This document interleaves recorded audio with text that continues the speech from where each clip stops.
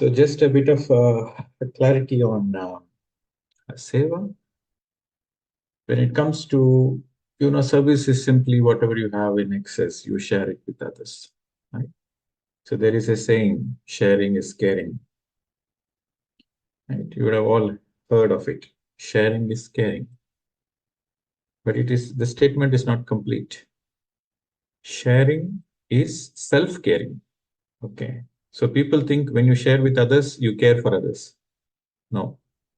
When you share with others, you care for yourself. Because you care for yourself, you are sharing to others. Sharing is self-care. The more you share, the more yourself feels joy. So it is a self-care. And any kind of donation you are giving, it's not for another person. It's for yourself. It's for your joy. It's your dharma. It's your duty.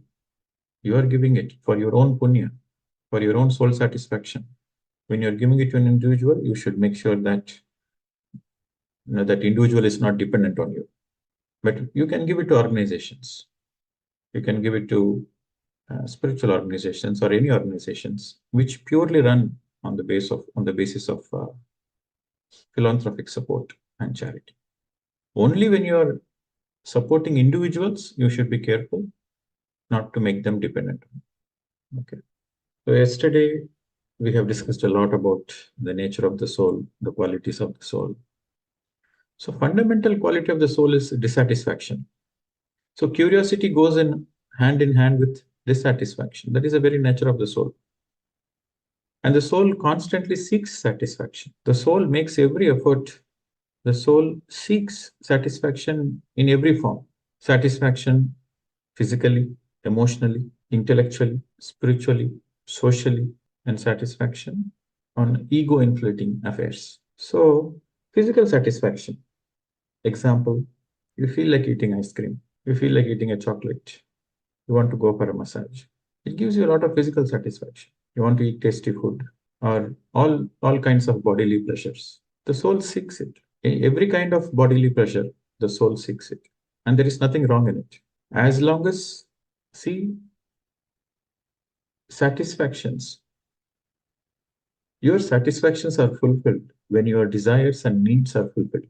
When your needs and desires are fulfilled, you feel satisfied. So there is nothing wrong in fulfilling your needs and desires as long as it is in a balance, as long as it is within the limits, as long as you are not overdoing it. Eating one ice cream to feel good is okay, perfect. Eating two ice creams, still okay. But if you eat three ice creams, then it's not okay. Four ice creams, definitely not. So any kind of physical satisfaction, the soul constantly seeks, and it is perfectly okay to do it as long as it is within the limit. Similarly, emotional satisfactions. We all seek emotional satisfaction from others. We all seek friendship, emotions of friendship and relationship. We all seek, and we all seek somebody to understand us. We want, when we are going through some kind of a trouble or when we feel low, we want somebody to say it's okay. We want somebody to pat on us. Emotional satisfaction. So many emotions are there. So the soul seeks all kinds of emotional satisfaction. Somebody loves you. You feel good. Somebody likes you. You feel good. Somebody says you are beautiful. You feel good. Somebody says your smile is so beautiful. Somebody says you are sexy. You feel good. Emotional satisfaction and also intellectual satisfaction. The examples of intellectual satisfaction be you read a good book. Intellectually, you are satisfied. You are attending this Zoom session. There is a lot of satisfaction intellectually, and you are debating spiritual debates. You are sharing your understanding. Then intellectually, you feel satisfied. Everything is important. So the most important point to understand is emotions and feelings are very, very important. Small emotions, small feelings are very, very important because the soul seeks it. And then socially, yes, we want a good social status. We want to be in a commune. The soul seeks to be in commune. Sangam. Sangam saranam gacham. That's what Buddha said. Buddha said. The soul seeks the Sangha, like-minded people. The soul wants to be with the like-minded people. Instead of you eating the food alone, you want to share the food with others. And you want to eat their food so that you all share and enjoy. Go for parties, go for outing, nature walks, play games, social satisfaction. cooking together, playing together, cracking a joke, laughing together. So these are all social satisfactions. Okay. And ego inflating satisfactions. Somebody says you did a great job, and somebody says, Neetaji, you have done so great work. So many people have benefited because of you. Internally, you feel so good. Yes, yes, yes, I did a good job. So that's the ego inflating, which is good. The soul seeks it. There's nothing wrong in it. But don't overdo it. Don't seek more and more. If it comes naturally, the soul seeks it. So when you get it, grab it. Naturally, somebody is giving a compliment. Enjoy that moment. Grab that moment. Don't miss that opportunity. Feel good because the soul rejoices. You feel happy.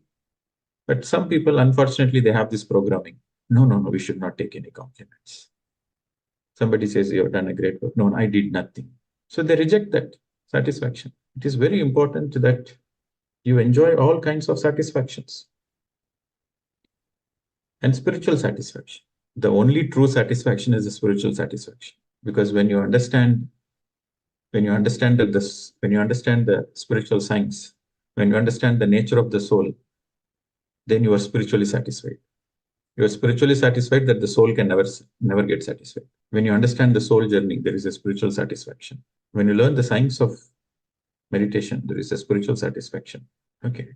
Any kind of spiritual concept gives you certain spiritual satisfaction. Any spiritual science topic gives you spiritual satisfaction. So these are the satisfactions the soul keeps longing for, earning for. So the most important point to remember is small things matters in life. You have to underline. Small satisfactions, small joy matters in life, because when it comes, don't miss the opportunity, because the very nature of the soul is dissatisfaction. So that moment, temporarily, you feel satisfied. Grab it, enjoy it, totally live it. If somebody gives you a surprise, that matters, that counts for the soul. Small surprises counts for the soul. Small satoris. Satori means, it's a Japanese word. Satori means a moment of awakening or understanding. It is called satori. Awakening, understanding. You feel a certain satori. So the satori matters. For the soul, it counts. So the most important point to understand when it comes to the understanding of the soul science is the soul is, the very nature of the soul is dissatisfaction. The soul always remains in dissatisfaction. So because it remains in dissatisfaction, the soul seeks satisfaction. And the satisfaction comes temporarily. Whatever the soul is seeking, the satisfaction comes, but it stays very temporary. Again, the dissatisfaction begins after some time. After a few days, after a few years, again the dissatisfaction comes. Again, the soul starts seeking it. So this is a constant cycle, eternity. So the wisest thing to do is enjoy the present moment.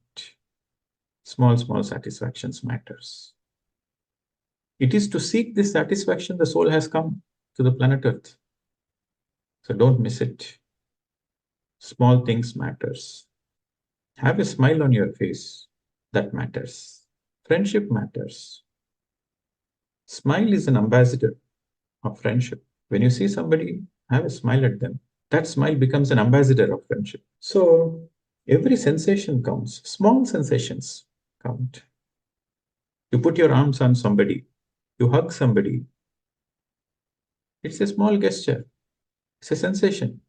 But that counts because the soul feels satisfied. So hugs are important. Surprises are important. Small miracles are important. So this is the most important thing. So when this, only an enlightened person can enjoy the small things, because an enlightened person doesn't want to miss any opportunity.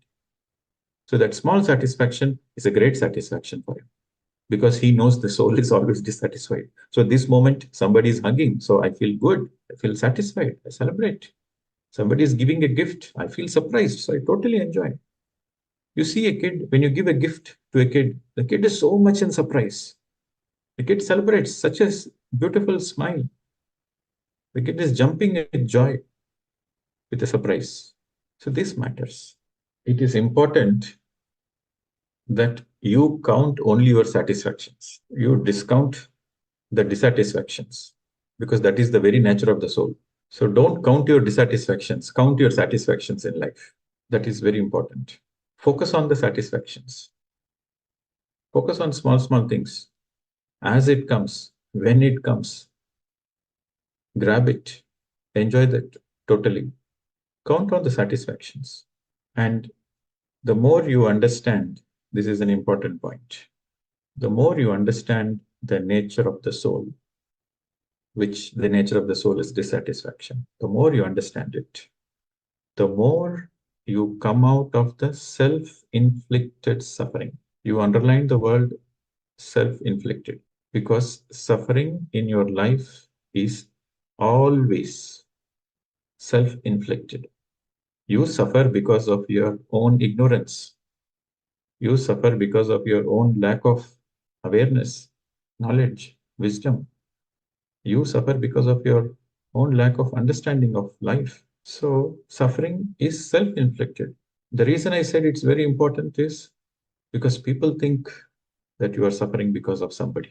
You are suffering because of your husband, you are suffering because of your wife, you're suffering because of your in laws, you're suffering because of your parents. You always the ignorant people always tend to blame others, but they fail to understand that the suffering is self inflicted.